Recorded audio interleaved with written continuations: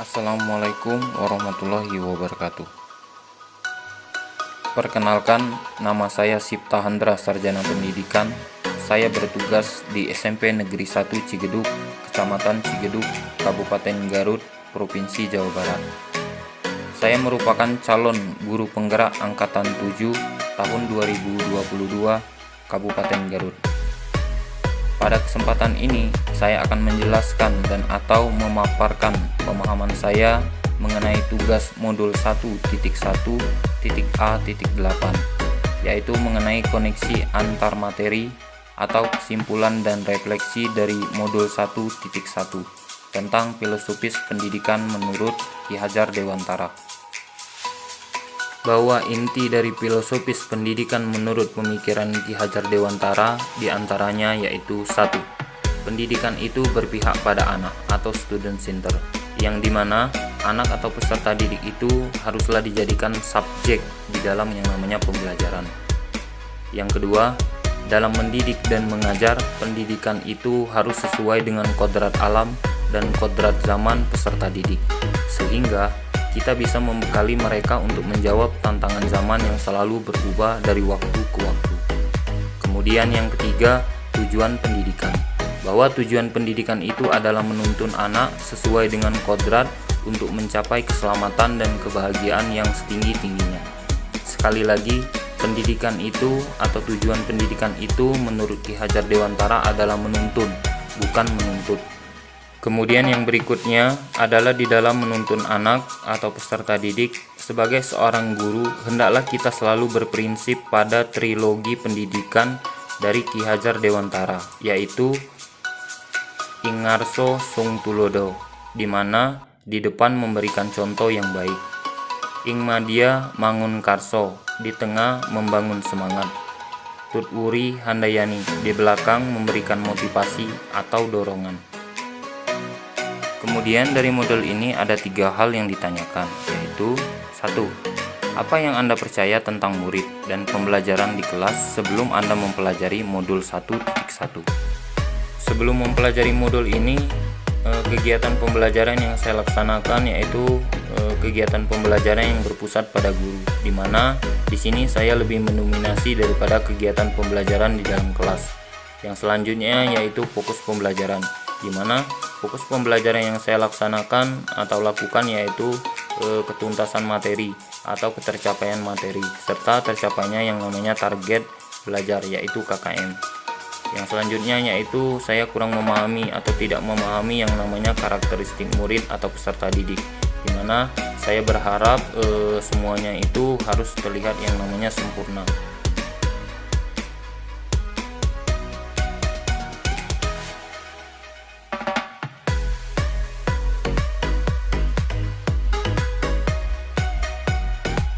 Kemudian yang kedua, apa yang berubah dari pemikiran atau perilaku Anda setelah mempelajari modul ini?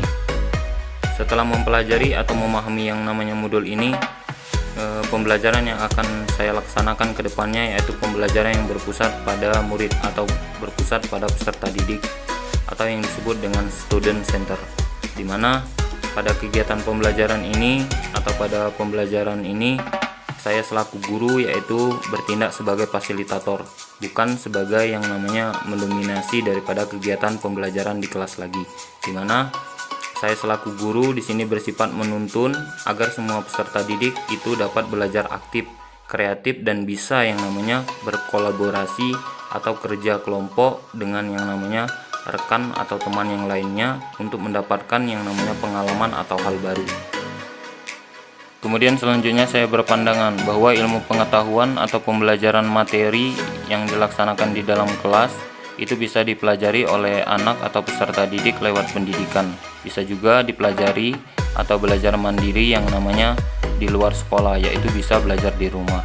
Namun di sini saya berpandangan bahwa attitude atau karakter atau budi pekerti itu tidak bisa dipelajari, namun bisa kita asah dan kita biasakan yang namanya penanaman karakter atau penanaman budi pekerti di dalam program atau kegiatan di sekolah, baik itu yang namanya kegiatan di dalam kelas, itu kegiatan belajar maupun di dalam kegiatan yang namanya lingkungan atau program di lingkungan sekolah.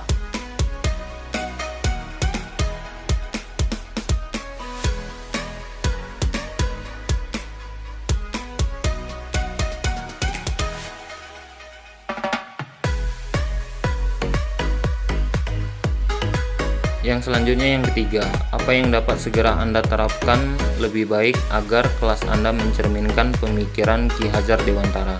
Yang saya akan terapkan yaitu memberikan ruang yang luas bagi anak atau peserta didik saya untuk dapat mengembangkan ide kreatif mereka saat pembelajaran. Di mana di sini saya akan memberikan ruang kepada anak didik saya di dalam semisal bertanya jawab saat berdiskusi di dalam kelas. Kemudian yang kedua yaitu mengembangkan pendidikan karakter siswa, yaitu melalui pembiasaan atau kebiasaan positif di lingkungan sekolah. Semisal sholat duha berjamaah, kemudian saling yang namanya menghargai satu sama lain, tidak ada yang namanya bullying ya. Kemudian selanjutnya yaitu merancang pembelajaran yang menarik, yaitu pembelajaran yang inovatif bagi peserta didik atau anak saya kedepannya, yaitu sesuai dengan kodrat alam dan kodrat zaman yang ada. Semisal saya akan melaksanakan yang namanya pembelajaran berbasis teknologi, semisal mencari yang namanya titik koordinat dan lain sebagainya. Saya bisa menggunakan yang namanya HP ya sebagai yang namanya bahan pendukung daripada proses pembelajaran yang akan saya laksanakan ke depannya.